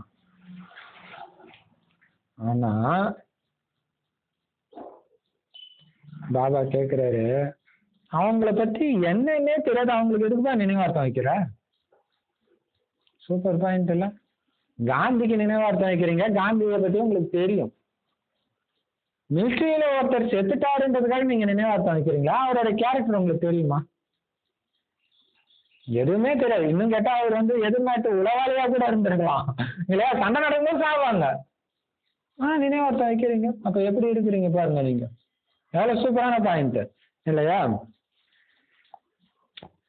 ஆனா நீங்க யாருக்கும் தெரியாதவங்களா இருக்கிறீங்க, அன்னோன் பர்சனா இருக்கிறீங்க. ஆனா கூடிய விரைவில் நீங்க வெரி வெல் நோன் பர்சன் ஆயிடுவீங்க. அதாவது பயங்கர ப்ராப்ளமா ஆயிடுவீங்க. உங்களுடைய கோயில் அமைக்கப்படுது. ஆனா இப்ப நீங்க மறைமுகமாகவே ராமராஜ்யம் ஸ்தாபனை செஞ்சுட்டு இருக்கிறீங்க. ஆனா இப்பவும் ஃபேமஸ் தான், உங்க நினைவார்த்தம் ஃபேமஸ், நீங்க ஃபேமஸ் இல்ல. மறைமுகமா இப்ப நீங்க பண்றது கிடையாது, அப்படி ஒரு பிரபலம். நல்லது. இனிமையிலும் இனிமையான குழந்தைகளே, அருமையான குழந்தைகளா ஆகிட்டீங்க தானே? எப்படி கேட்க, அருமையான குழந்தைய ஆயிட்டீங்க தானே? 5000 வருஷத்துக்கு பின்னாடி சந்திச்சு இருக்கிறீங்க. அந்த போதை இருக்குதா? அதாவது ஒரு புரட்சி வீரர் இருக்கிறாருன்னு வச்சுக்கோங்க. அந்த புரட்சி வீரரை பிடிச்சி ஜெயில போட்டாங்க. ஒரு 20-30 வருஷம் கழிச்சு பாக்குறாங்கன்னா, என் தலைவனை பாக்குறோம், அப்படி ஒரு போதையில பார்ப்பாங்க, அழுதுட்டு பார்ப்பாங்க. இங்க மிகப்பெரிய புரட்சி வீரர் பாபா தான் இல்லையா? நரகத்தையே சொர்க்கம் ஆடினாரு. காமத்துக்கு எதிராக போராட்டம் ஆடி அவனை ஜெயிச்சிருக்கிறானா? யாரும் அந்த போராட்டமே பண்ணதே கிடையாது. ஆனா இயேசு பண்ணாருன்றாங்க, அதனாலதான் சிலுவையில போட்டாங்கன்னு பாபா சொல்றாரு. அப்ப 5000 வருஷம் கழிச்சு உங்க அப்பாவை, உங்க டீச்சர், உங்க சத்குருவை சந்திக்க வந்திருக்கிறீங்க. அப்ப அது டெய்லியும் இனிமையிலும் இனிமையான காணாமல் கண்டுட்டு போட்ட குழந்தைன்னு சொல்லும் போது கண்ணில் தண்ணி வரணும். ஆனா நம்ம அப்படி வர்றதில்ல. பெரும்பாலும் அதை படிக்கிறவங்களும் வேக வேகமா படிப்பாங்க, முறையில படிக்க அப்ப டெய்லியும் சொல்லிட்டு இருக்கிறாங்களே அப்படின்ட்டு. அதான் பாபா அந்த வார்த்தைக்கு முக்கியத்துவம் கொடுக்கிறாரு இன்னைக்கு. யாருக்காவது காணாம போன தன்னுடைய குழந்தை கிடைச்சிருச்சுன்னா எவ்வளவு குஷி ஏற்படும்? அந்த குழந்தை எவ்வளவு குஷியா இருக்கும்? அந்த குழந்தை அப்படியே கதறும், துடிக்கும் இல்லையா? அந்த மாதிரி சின்ன வயசுல குழந்தை ஸ்கூலுக்கு போகும்போதோ கடைக்கு போகும்போதோ வழி தெரியாம போயிடுச்சுன்னா அப்படி ஒரு பயம் வரும், ஐயோ என்ன ஆயிடுமோ அப்படின்ட்டு. அது மாதிரி அப்பா அம்மாவுக்கும் அவ்வளவு குஷி ஏற்படும். அந்த குழந்தையும் அப்பா அப்பான்னு சொல்லிக்கிட்டே இருக்கும். அந்த மாதிரி சந்திப்பு, அந்த மனநிலை இருக்குதா? என்னை பார்க்க வரும்போது, என் முரளி கேட்கும்போது, என்னுடைய குழந்தைய ஒவ்வொரு வினாடி நீங்க இருக்கும்போது இருக்குதா? ஒண்ணும் இல்ல, அப்பா கிடைக்கலன்னா இந்த நேரம் நாம என்ன பண்ணிட்டு இருந்திருப்போம்? யோசிச்சு பாருங்க. துக்கத்தின் உச்சத்துல இருந்திருப்போம், மென்டல் ஹாஸ்பிட்டல்ல இருந்திருப்போம் இல்ல? அதனால அப்பா அப்பான்னு சொல்லிட்டே இருக்கோம். அது மட்டும் இல்ல, இப்ப விநாசம் வேற நடக்க போகுது. நீங்க காணாம போயிடுறீங்க, அதாவது அப்பா கிட்ட இருந்து பிரிஞ்சு போயிடுறீங்க. பிறகு அடுத்த கல்பத்துலதான் அப்பா சந்திக்கிறீங்க. இது ஏற்கனவே அப்படி பிரிஞ்சு போயிட்டீங்க, இப்பயும் பிரியதான் போறீங்க. இருக்கிற நேரம் அந்த போதையில இருங்க. சோ இந்த உலகில் விஷயத்தோட ஒரு வெள்ளத்துல குழந்தை அடிச்சுட்டு போற மாதிரி இருக்குது அவர் சொல்லும்போது. இப்ப வெள்ளம் வரப்போதா பிரிஞ்சு போறீங்கன்றாரு. அந்த போதையில அதோட கம்பேர் பண்ணும்போதுதான் அந்த போதை நமக்கு தெரியுது. உலகில் விஷயத்தோட கம்பேர் பண்ணி பார்க்கணும் அது. சோ அடுத்த கல்பத்துலதான் மறுபடியும் சந்திப்பீங்க. ஏன்னா உலக அறிவு நம்மளை பிரிச்சிடும். அதனாலதான் தாய் தந்தையுடைய அன்பு உங்க மேல எவ்வளவு இருக்குது. சோ இப்ப இத சிவபாபா சொல்றாரு, இத பிரம்ம பாபா நல்லா உள்ள அசை போட்டு இதோடைய சொரூபமா இருக்கிறதுனாலதான் அந்த அன்பு அவரால் காட்ட முடியும். இல்லைன்னா காட்ட முடியுமா? மாற்றாந்தாய் குழந்தையே பெருசா கவனிக்க மாட்டாங்க இல்ல? ஒரே கணவன் தான், என் கணவனோட குழந்தை என் குழந்தை தானேன்ற அந்த எண்ணம் இல்லாம அப்படி பிரிச்சு பாக்குறாங்க. அப்ப இங்க இறைவனுடைய குழந்தை, என் அப்பாவுடைய குழந்தைன்னு இருக்கும்போதுதான் அந்த அன்பு இருக்கும் உங்களுக்கு. தாய் தந்தையோட அன்பு எவ்வளவு இருக்குது. அரை கல்பம் நீங்க சுகத்தை அனுபவிக்கிறீங்க, பிறகு மெல்ல மெல்ல துக்கமுடையவர்களா ஆகுறீங்க. அரை கல்பம் சுகத்தையே அனுபவம் செஞ்சீங்க, அப்புறம் கொஞ்சம் கொஞ்சம் எடுத்த உடனே உங்களுக்கு துக்கம் கிடையாது. ஆனா எடுத்த உடனே சுகம், சுகத்துடைய உச்சம். அது போக போக கொஞ்சம் கொஞ்சமா குறையுது. ஆனா துக்கம் வந்து எடுத்த உடனே அதிகமா வரல, போக போக தான் அதிகமாகுது. அதனாலதான் சன்னியாசிகள் இந்த கலியுகத்துல கிடைக்கிற சுகத்தை என்னன்னு சொல்றாங்க? காக்கை எச்சிலுக்கு சமம்னு சொல்றாங்க. விகாரத்துக்கும் அதுதான் அவங்க சொல்றாங்க. விகார சுகம்லாம் காக்கை எச்சிலுக்கு சமையா, ஒரு வினாடி சுகம்யா அப்படின்றோம். அதுதான் வாழ்க்கை ஃபுல்லா எழுதிட்டு இருக்கிறேன். விகாரத்தை வென்றுட்டுன்னா சதா காலத்துக்கு ஆனந்தமா இருக்க போற அப்படிங்கிறது அப்படின்னு அவங்களே சொல்றாங்க சாத் சன்னியாசிகள். அசுத்தமான துணிகளை துவைச்சாருன்னு குருநானக்கும் சொன்னார் இல்ல? யாரு துவைச்சா? அழுக்கான துணி எது? ஆத்மா அழுக்கானது, துவைத்தது அந்த ஒரே ஒரு பரமாத்மா. அவருக்காக தான் ஏக் ஓங்கார் அப்படின்னு சீக்கியர்கள் பாடிக்கிட்டே இருக்கிறாங்க. ஆனா அது கடவுளை குறிக்கக்கூடிய விஷயம்னு அவங்களுக்கு தெரியல இல்லையா? சிவனை குறிக்கக்கூடிய விஷயம் இப்ப நடக்கிற விஷயத்தினால அந்த மகிமைன்னு தெரியல. பாபா சார் உங்களுக்கு இப்ப எல்லா ஞானமும் தெரியுது இல்ல? தெரிஞ்சா போதாது, புத்தியில அது நிரம்பிடுச்சு இல்ல? புத்தி கூர்மையா இருக்கணும் இல்லையா? அம்பு விடுறாங்கன்னா அம்பு ஷார்ப்பா இருந்தாதான் போய் தைக்கும். புத்தி கூர்மையா இருக்கணும். ஏன்னா ஏன் கூர்மையா இருக்கணும்? 2500 வருஷம் தூங்கிட்டு இருந்த ஆத்மாவை எழுப்பணும். சாதாரண விஷயம் கிடையாது. போய் கும்பகர்ணனுக்கு அம்பு விட்டுக்கிட்டே இருப்பாங்க, அவன் பாட்டு தூங்கினே இருப்பான், போன் தட்டி விட்டு தூங்குவான். ஸோ அதனால கூர்மையா இருக்கணும் உங்க புத்தி. இப்ப நீங்க பேசுறதா உங்களை சிந்திக்க வைக்கணும். ஆத்மா இப்ப திறமைசாலியா ஆகிடுது. ஒரு சிலர் மிகவும் நல்ல கூர்மையான புத்தி உடையவர் ஆகிடுறாங்க. தாய்மார்கள், கன்னியர்கள் மிகவும் நன்றாக முன்னிலையில் இருப்பவர்களாக ஆகிடுறாங்க. அப்படி இல்லைன்னா தாய்மார்கள் அமர்ந்து கணவனுக்கு புரிய வைக்கணும்னா இதுல மிகவும் துணிவும் வேணும், பயமற்ற தன்மையும் வேணும்.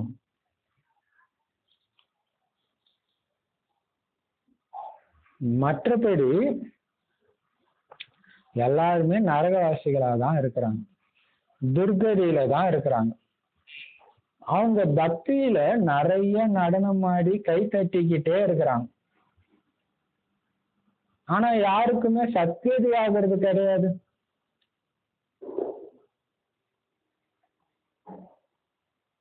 குழந்தைகளாகி நீங்க தான் சத்கதியில போறதுக்காக முற்றிலும் மௌனமா இருக்கிறீங்க.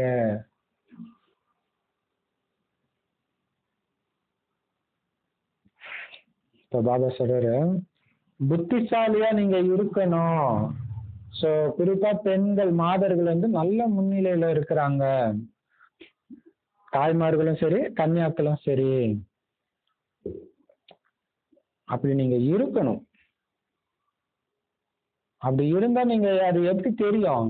உங்க கணவனுக்கு உங்களால நல்லா புரிய வைக்க முடியும். சோ அதுக்கு துணிவும் வேணும், பயமற்ற தன்மையும் வேணும். பயமற்ற தன்மை வேணும். இது பெரிய விஷயம். அன்பாவும் புரிய வைக்கணும், துணிவா. நீங்க ஏற்கனவே முடிவு எடுத்துட்டீங்கன்னு தெரியணும். நான் தூய்மை இருக்கலாமா, அது கிடையாது. முடிவு எடுத்துட்டேன்னு சொல்லி இப்ப நான் உங்களுக்கு புரிய வைக்கிறேன், அப்படி இருக்கணும் இல்லையா? நம்ம பாபா ஞானத்தை கணவனுக்கு கொடுக்கறதுக்கு சொல்றாரு, யாருக்கு நாம கொடுத்தாலுமே அப்படித்தான் இருக்கணும். நம்ம பேசுறதுல உங்களுக்கு தெரியாத விஷயம் எங்களுக்கு தெரியும்னு சொல்றோம், அவங்க சொல்றதை உட்காந்து கேட்டுட்டு இருக்க கூடாது. அப்ப அவங்க சொல்லுவாங்க, இதெல்லாம் எத்தனை வருஷம் முன்னாடி பெருமை எழுதுனது அப்படின்னு பெருமையா சொல்லுவாங்க. கரெக்டுங்க, ரொம்ப வருஷம் முன்னாடி எழுதிச்சு இல்லையா, நாங்களும் அதை படிச்சுட்டோம், ரொம்ப வருஷம் முன்னாடி எழுத. ஆனா இது இப்பதான் வந்துச்சு, உங்களுக்கு தெரியாது, கேளுங்க இல்லையா? சோ பயமற்ற தன்மை வேணும், மரியாதையும் கொடுக்கணும், பணிவும் இருக்கணும். துணிவும் இருக்கணும், துணிவும் இருக்கணும், பணிவும் வரணும் இல்லையா? இப்ப பாபா சொல்றாரு, அது ஒரு சினிமா பாட்டுல கூட வரும்ல, துணிவு வரும்போது பணிவும் வர வேண்டும் சொல்லுவாங்க இல்லையா? ரெண்டும் இருக்கணும். பதவி வரும்போது பணிவும் வர வேண்டும், துணிவும் வர வேண்டும். பணிவும் இருக்கணும், துணிவும் இருக்கணும். பயமற்ற தன்மை வேண்டும். மற்றபடி எல்லாரும் நரகவாசியா தான் இருக்கிறாங்க, அது நமக்கு தெரியும். அவங்களுக்கு புரிய வைக்கணும். எல்லாரும் துர்கதியில இருக்கிறாங்க, பக்தியில அப்படியே குஷியா நடனம் ஆடிட்டு இருக்கிறாங்க, கை தட்டி பஜனை பாடி. வட இந்தியால பக்தி சேனல் எல்லாம் பாத்தீங்கன்னா தெரியும், வெறும் பெண்கள் கூட்டம் இருக்கும் உட்காந்து. நம்ம ஊர்லதான் எந்த பெண்களும் கேட்கறதே இல்லை. இருக்கு ஒரு செகண்ட் வந்து பட விளக்கம் கேட்கணும்னா கூட கரெக்டாக போறாங்க, இன்னும் நிறைய விளக்கு பூஜை போடணும். அங்க வந்து சத்சங்கத்துக்குள்ளே உட்காந்து கேட்பாங்க டெய்லி.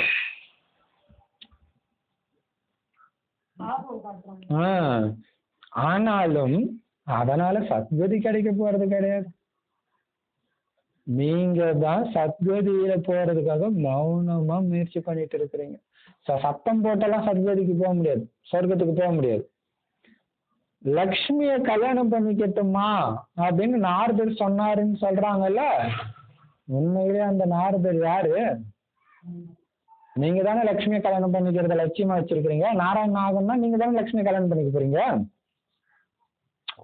பக்தர்கள் கல்யாணம் பண்ணிக்க முடியாது. நாரதர்ன்றது பக்தன், பக்தன்ல நம்பர் ஒன் இல்லையா? பக்தன் கல்யாணம் பண்ணிக்க முடியாது, குழந்தை தான் கல்யாணம் பண்ணிக்கும். அப்பாவுடைய குழந்தைக்கு தான் லட்சுமி கல்யாணம் பண்ணிக்க முடியும். லக்ஷ்மி நாராயணனுக்கு எப்படி ராஜ்யம் கிடைச்சது, எப்ப கிடைச்சது, இப்ப அவங்க எங்க போயிட்டாங்க?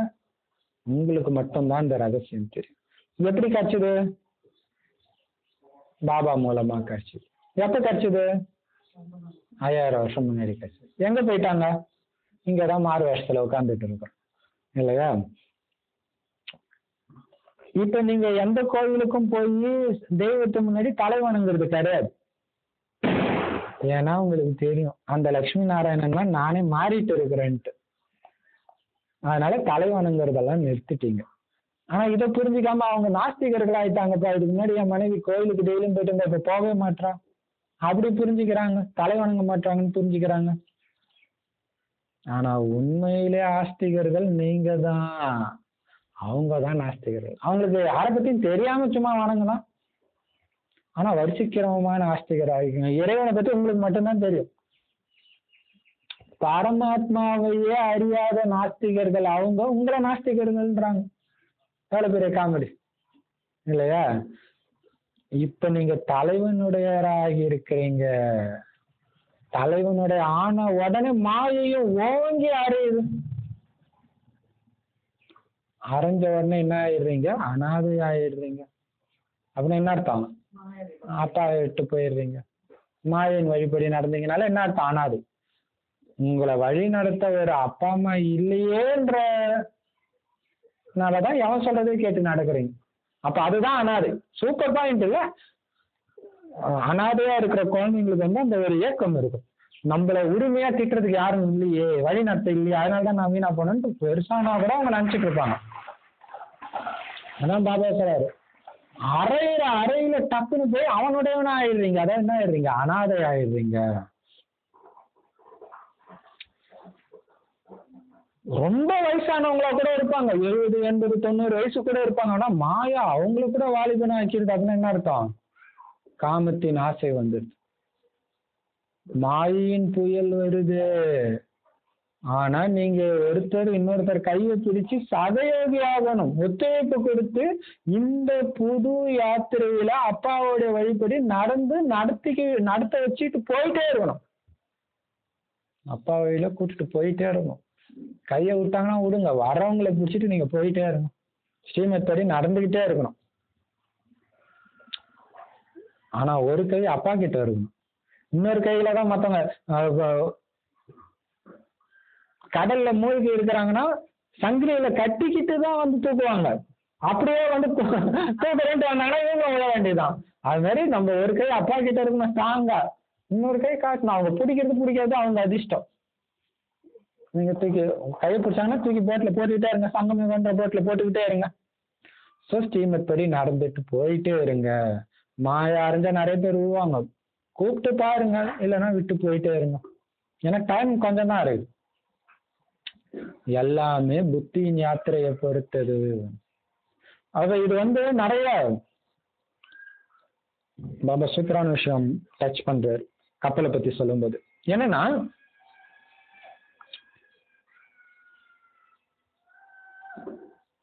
ஸ்டால்ல எல்லாம் பட விளக்கம் நம்ம கொடுக்கும்போது ஒரு சிலர் பாத்தீங்கன்னா வேண்டாத கேள்வி கேட்பாங்க.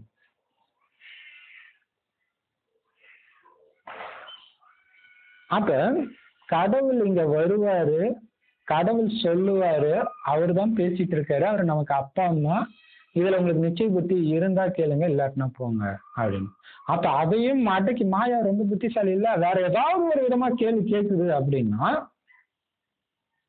அப்ப நம்ம சொல்லலாம், இந்த டைட்டானிக் படத்துல பாத்தீங்கன்னா படகு விழுந்துடும், பாத்திருக்கீங்கல்ல? அது உடஞ்சி எல்லாம் கடல்ல அப்படியே குளிர், பயங்கர குளிர். அப்ப எல்லாம் கூப்பிடுறாங்க, விசில் அடிச்சு கூப்பிட்டு வந்து அழைச்சிட்டு போறாங்க. இப்ப கையை கொடுக்கும் பொழுது நீ என்னை காப்பாத்துவேன்னு நான் எப்படி நம்புறதுன்னு கேட்டா, எப்பா உன்கிட்ட பதில் சொல்ல, உனக்கு நம்பிக்கை இருந்தா ஏறு, ஏன்னா உன்கிட்ட பதில் சொல்ற நேரத்துல இங்க நிறைய பேர் செத்து போயிடுவாங்க அங்க. அதேதான் இங்க நாங்க இந்த படகுல அழைச்சிட்டு போற படை வீரர்கள். ஏறுறதுன்னா ஏறு, அப்புறம் உன் அதிர்ஷ்டம், அவ்வளவுதான். அதுக்கப்புறம் நீ என்ன பண்ண, அமைதியாரு, யாரும் உங்களுக்கு எடுக்காத, போயிட்டே இருக்க வேண்டியதான். இப்ப பாபா சொல்றாரு, சோ வயதானவங்க எல்லாம் போய் கல்யாணம் பண்ணிக்கிறாங்க, அதை பத்தி நீ ஏன் பாக்குற? விழுந்தவங்களை பத்தி நீ ஏன் பாக்குற? நீ பாட்டுக்கு போயிட்டே இரு, அப்பா கையை பிடிச்சிட்டு கூட வரவங்களை கூப்பிட்டு போயிட்டே இருங்க, ஸ்ரீமத் படி நடந்துகிட்டே இருங்க. மற்றவங்க ஸ்ரீமத் படி ஃபாலோ பண்றாங்களா இல்லையான்றதை பத்தி நீங்க கவலைப்படாதீங்க, நீங்க பண்றீங்களான்றதுதான் உங்களுக்கு கவலை இருக்கும். எல்லாமே நினைவின் யாத்திரையை பொறுத்தது. ஏன் விழுந்தாங்க? நினைவு பக்காவா இல்ல, ஸ்ரீமத் பக்காவா இல்ல, அதனால விழுந்தாங்க. நினைவு பக்காவா இருந்தாலும் ஆட்டோமேட்டிக்கா ஸ்ட்ராங்கா இருப்பாங்க. எல்லாத்துக்கும் ஆதாரம் என்னது? நினைவு. ஞானத்துல மாய தடை பண்ணாது, யோகத்துலதான் வரும். அங்கதன் மாதிரி இருக்கணும். அங்கதனை எத்தனை கேள்வி கேட்பாங்க இல்லையா? ராவணன் சொல்லலாம், ஏன்டா உன் அப்பனை கொன்னா, அவன் அந்த ராமர் பின்னாடி போய் நிக்கிறிய, உனக்கு வெக்கமா இல்லையா? இது ஒரு கேள்வி. என்னை எதை தூண்டுது? கோபத்தை தூண்டுது. இன்னொரு என்ன, ஏய் உன் அப்பா என்னுடைய நண்பன்றா, வாலி என்னுடைய பெஸ்ட் ஃப்ரெண்டு. ஓ ராமரை உன்னால எதிர்க்க முடியல, தனியா இருந்துட்டு பயந்துட்டியா? நான் உனக்கு ஹெல்ப் பண்றேன், நீ வா, உன் ராஜ்யத்தை உனக்கு நான் வாங்கி தரேன்றான். இது என்ன பண்றான்? ஆசை தோன்றான். நான் போற வழி கரெக்டான வழின்னு ஆடாம அசையாம இருக்கிறதுனாலதான் ஜெயிக்கிறாங்க. அது மாதிரி மாய தூண்டும். எல்லாமே காமத்துல விழுந்து இருக்காங்க, இந்த நேரம் போய் என்னாயா அப்படின்ட்டு எண்ணங்கள் வரும். டிவி சொல்லும், பக்கத்து வீட்டுக்காரன் சொல்லுவான், சொந்தக்காரன் சொல்லுவான், பஞ்சாயத்து வைப்பாங்க. அங்கதன் மாதிரி ஆடாம அசையாம இருக்கும். அப்ப இது பாத்தீங்கன்னா ஒரு சிஷ்யருக்கு நடந்திருக்கு. கல்யாணம் ஆகி கை குழந்தை இருக்கும் பொழுது பாபா கடிச்சிட்டாரு. காய்ச்ச உடனே பிடிச்சி போச்சு, நான் தூய்மையாதான் இருப்பேன்ட்டாங்க. அவருக்கு பைத்தியம் பிடிச்ச மாதிரி ஆயிடுச்சு. சொந்தக்காரங்க எல்லாரும் கூப்பிட்டு பஞ்சாயத்து. அதோட விட்டாரா, நைட்டு பார்த்து மற்ற பொண்ணுங்களெல்லாம் கூப்பிட்டு தப்பா அவங்க கண்ணு முன்னாடியே நடந்துக்கிறது.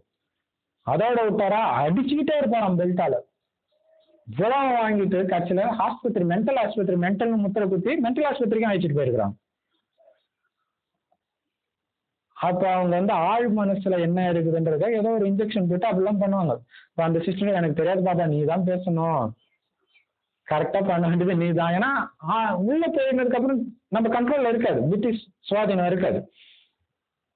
எல்லாத்தையும் செக் பண்ணிட்டு டாக்டர் சொன்னாராம், ரொம்ப ஸ்திரமா இருக்கிறாங்க, கொஞ்சம் கூட அவங்களுக்கு மனம் பாதிக்கப்படவே கிடையாது, நார்மலா இருக்கிறவங்கள விட அவங்க ஸ்ட்ராங்காவே இருக்கிறாங்க. ஆனா நீங்க தூய்மையா இருக்கக்கூடாதுன்னு விரும்புனீங்கன்னா பிரம்மகுமாரி சென்டருக்கு போறதை நிறுத்திக்கோங்க, நிறுத்த வச்சிடுங்க அப்படின்னு சொல்லி இருக்கிறாங்க. சோ அதையும் பண்ணிட்டாங்க. அப்போ யார் மூலமோ வாணி நினைச்சு ஒரு டைம்ல அதையும் நிறுத்திட்டாங்க. அதுவும் வர முடியாத மாதிரி வாணி கொடுத்த பிரதர் சிஸ்டர் பிடிச்சி திச்சிட்டாங்க, அதுவும் கட் ஆயிடுச்சு. அப்ப உட்காந்து அழுதுன்னு இருக்கிறாங்களாம், அமிர்த வேலையில ஏந்துச்சு, என்னால வாணி கூட படிக்க முடியலன்ட்டு. பாப்பா பார்த்தா பிரம்ம பாபா காட்சி வந்து வாணி படிக்கிறாராம் அவங்க முன்னாடியே. அப்படியே அழுகுறாங்களாம், எனக்காகவே வந்தியா பாபா நீனு, எனக்காகவே வந்தியா பாபா நீனுன்ட்டு. அதுதான் அசைக்குமே. நீ தைரியம் வச்சு காட்டு, என்ன அற்புதம் நடக்குதுன்னு பாரு. தைரியம் வைக்காம சும்மா அவங்க விடல இவங்க விடலன்றதுலாம் சும்மா கதை. இவங்களுக்கு வந்து துன்பம் யாருக்காவது வந்திருக்குமா? அந்த அளவுக்கு எல்லாம் வராது இல்லையா? பாபா சொல்றாரு, அங்கதன் மாதிரி ஆடாம அசையாம இருக்கணும். நினைவுல இருக்குது அந்த பலம். அவருடைய நினைவு மட்டும் இருக்கும்போது இங்க நடக்கிறது எதுவுமே உங்களுக்கு பெரிய விஷயமாவே தெரியாது. கடைசியில அந்த நிலைமை வந்து தீரணும். உங்களுக்காக தான் அந்த கடைசி நேரம் வெயிட் பண்ணிட்டு இருக்குது. எப்ப வருவீங்க? கடைசி நேரத்துல அது வரும். ஆனா உங்களுக்காக தான் அந்த கடைசி நேரமே வெயிட் பண்ணுது. இப்ப பண்ணுங்க, இப்பயே வந்துடும். இன்னும் கஷ்டப்படுறத பாத்துக்கிட்டே இருக்கணுமா? கருணை வரலையா? கோயில்ல பக்தர்கள் மேல கருணை வரலையா? அந்த மாதிரி ஆடாத அசையாத அங்கதன் மாதிரி இருந்து காட்டுங்க. பிராக்டிஸ் கூட பண்ணும் இல்லையா? இல்லாட்டினா நான் துரோகி, தேச துரோகம் பண்றேன், விகார வசமாகறோம், தேக உணர்வுல பாக்குறோம்னா என்ன அர்த்தம்? தேச துரோகம் பண்ணும். இனிமையிலும் இனிமையான காணாமல் போய் வெகுகாலம் கழித்து கண்டெடுக்கப்பட்ட செல்லமான குழந்தைகளுக்கு தாய் தந்தை பாப்தாதாவின் அன்பு நினைவுகள் மற்றும் காலை வணக்கம். ஆன்மீக குழந்தைகளுக்கு ஆன்மீக தந்தையின் நமஸ்காரம். ஆன்மீக தாய் தந்தைக்கு ஆன்மீக குழந்தைகளின் அன்பு நினைவுகள் மற்றும் நமஸ்தே. தாரணைக்கான முக்கியசாரம்: ஒருத்தர் இன்னொருத்தர் கையை பிடிச்சு ஒருத்தருக்கு ஒருத்தர் உதவி செஞ்சு பாபாவுடைய வழிபடி நடந்துகிட்டே இருங்க. அது எப்படி உதவி செய்யறது? ஒண்ணும் இல்ல, பாபா நினைவுல இருக்கிறீங்களா? எவ்வளவு நேரம் நினைச்சீங்க மெசேஜ் வந்தவொடனே அதை கேளுங்க. ரேஷன் கார்டுல என்ன போட்டாங்கன்னு தான் வந்தவொடனே கேக்குறீங்க இல்ல? இதை கேட்கணும். இதுதான் உண்மையிலே உதவி. பாபா நினைவுல இருந்தீங்களா? எவ்வளவு நேரம் இருந்தீங்க? எப்படி எல்லாம் பிராக்டிஸ் பண்ணுங்க. பிராமண பரிவாரத்துல இதான் கணவன் மனைவிக்குள்ளே இதான் பேசணும்ன்றாரு இல்லையா? அதுதான் உதவி பண்றது. அனைத்து சம்பந்தங்களின் சுவையா இருக்கிறார் பாபா. அவரை மட்டும் நினைவு செஞ்சு அந்த சுவையை எடுங்க. சுகத்தை மட்டுமே கொடுக்கக்கூடிய, கொஞ்சம் கூட துக்கம் கிடையாது. அதுக்காக அவரைத்தான் அன்பா, மிக மிக அன்பா நினைவு செய்யணும். எப்படி பாபா எவ்வளவு பெரிய சர்வ சக்திவானா ஒவ்வொரு குழந்தைக்கும் மதிப்பு கொடுக்கிறார், நீங்களும் அதே மாதிரி ஒவ்வொரு குழந்தைக்கும் மரியாதை கொடுங்க. அவங்க விசேஷ குணத்தை பாருங்க, அதை வர்ணனை செய்யுங்க. உங்களை விட பெரியவங்களுக்கு கண்டிப்பா நீங்க மதிப்பு கொடுத்தே ஆகணும் இல்லையா? இது ரெண்டு அர்த்தத்துல, வயசுல ஒண்ணு, இன்னொன்னு ஞானத்துல. அதுவும் பாபா சொல்றாரு, ஞானத்துல புதுசா வர குழந்தை, வயசுல கம்மியா இருக்கிற குழந்தை பக்கம் இருந்தாலும் நம்ம மரியாதை கொடுத்துதான் ஆகணும்ன்றாரு. அதனாலதான் மம்மாவுக்கு அந்த மரியாதை. மம்மா சின்ன பொண்ணு, ஆனா வயசானவங்களாம் அவங்கள மம்மான்னு கூப்பிடுவாங்க. வரதானம்: ஒன்று ஒன்று ஒன்றானவன். நமக்கு எல்லாமே அந்த ஒண்ணுதான். ஒன்று என்ற பாடத்தை நினைவுல வச்சு தபஸ்யாவில வெற்றி அடையக்கூடிய நிரந்தர யோகி ஆகுங்க.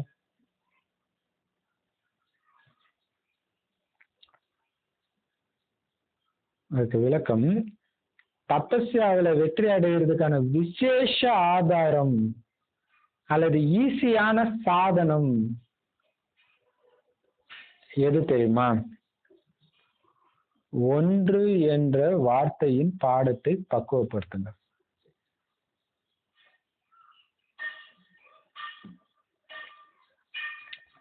தபஸ்யா அப்படின்னா ஒருத்தருடையவராகுது, ஒன்றில் ஐக்கியமாகிறது. இறைவன் எங்கும் நிறைந்தவர், அவரோட ஐக்கியமாகிறன்னு சொல்றாங்களே, அப்படி ஆக முடியாது. ஒருத்தரின் நினைவில் ஐக்கியமாகிறது, ஒருவருடையவரா மட்டும் ஆகிறது. தபஸ்யான்னா மனம் புத்தியை ஒருநிலைப்படுத்துறது. தபஸ்யாவுக்கு எத்தனை அர்த்தம் கொடுக்கிறாரு பாருங்க. தபஸ்யா என்றால் ஏகாந்த பிரியர். ஒரு பாபாவை தவிர எதுவுமே பிடிக்காது. தனிமையா போய் அப்பாவை நினைச்சுக்கிட்டே இருக்கும். உலகத்துல எல்லாம் தீபாவளி பட்டாசு, டிவி, அது இதுன்னு இருக்கும். நமக்கு எரிச்சலை தான் கொடுக்கும். தனியா உட்காந்து அப்பாவை நினைக்கிறதுலதான் குஷி. ஏகாந்த பிரியர். தபஸ்யான்னா உங்களுடைய ஸ்திதியை, அதாவது மனநிலையை ஒரே ரசனையோட வச்சிருக்கிறது. ஒரு மனிதன் காலைல எழுந்ததுல இருந்து தூங்குற வரைக்கும் அவன் மனநிலை மாறிக்கிட்டே இருக்கும். ஒரு வினாடி. எழுந்திருக்கும் போது ஒரு மனநிலை, சாப்பிடும் போது ஒரு மனநிலை, குளிக்கும் போது ஒரு மனநிலை, ஸ்கூலுக்கு போகும்போது ஒரு மனநிலை, ஒரு பீரியடுக்கும் வேற மாறிக்கிட்டே இருக்கும். ஆனா உங்க பாபாக்கு வந்து எப்படி இருக்கணும்? சுத்தி எது மாறினாலும் நீங்க மாறாம இருக்கும். பாடலே அதானே, எது உலகமே மாறினாலும் நாங்க மாற மாட்டோம். எதுல? மனநிலையில. ஒரே ரசனை, அப்படியே ஒரு போதை. என்னடா எப்ப வந்தாலும் அதே போதையில இருக்கிறான். இப்படி இருக்கணும். அதுதான் தபஸ்யான்றது. தபஸ்யா என்றால் பாபாவை நினைவு செய்து பாபா ஞானத்தை கேட்டு சம்பாதிக்கிறீங்க பாருங்க, நிறைய பிராப்திய பொசிஷத்தை அடையிறீங்க பாருங்க. அதை வீணாக்காம சேமிச்சுக்கிட்டு இருக்கிறது, அதிகரிக்கிறது. சிக்கனம் பண்றது, உங்க நேரம் வீணா கொட்டி கிடக்கல, வீணாக்குறதுக்கு. ஒரு வினாடியும் வைரத்துக்கு சமமான நேரம். வீணாக்காம சேமிக்கிறது. இந்த ஒன்று என்ற பாடத்தை நீங்க நினைவுல வச்சீங்கன்னா நிரந்தர யோகி ஆயிடுங்க, சகஜ யோகி ஆயிடுங்க, கஷ்டப்பட்டு உழைக்கிறதுல இருந்து விடுபட்டுடுவீங்க. ஸ்லோகன்: யார் மனம் மற்றும் புத்தியை மன வழியில போறதுல இருந்து சதா காலியா வச்சிருக்கிறாங்களோ அவங்கதான் கட்டளைப்படி நடக்கிறவங்க. பாருங்க, பாபா வரதானத்துல சொல்றாரு, தபஸ்யாவுல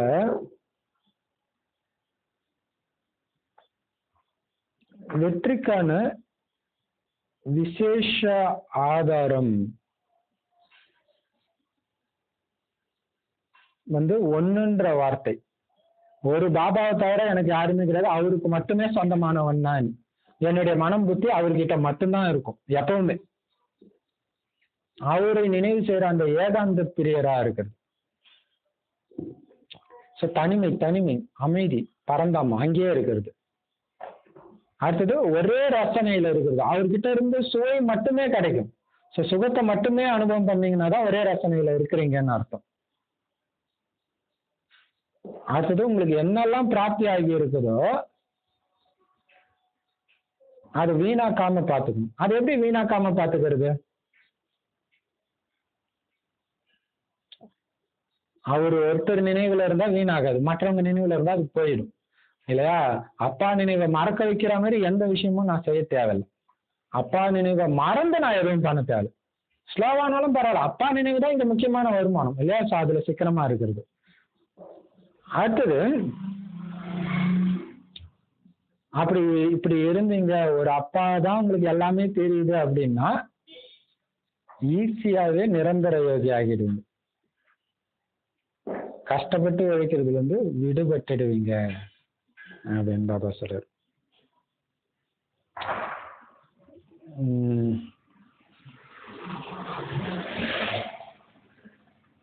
அப்பதான் தபஸ்யா கை கூடுதுன்றாங்களே, நீங்க அது மறுபடியும் வரலாம். ஸ்லோகன் பாருங்க.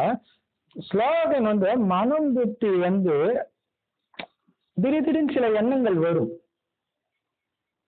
அதுதான் மனம் வழி நடக்கிறதுன்றது. வர விடக்கூடாது, மனசை காலியா வச்சிருங்க.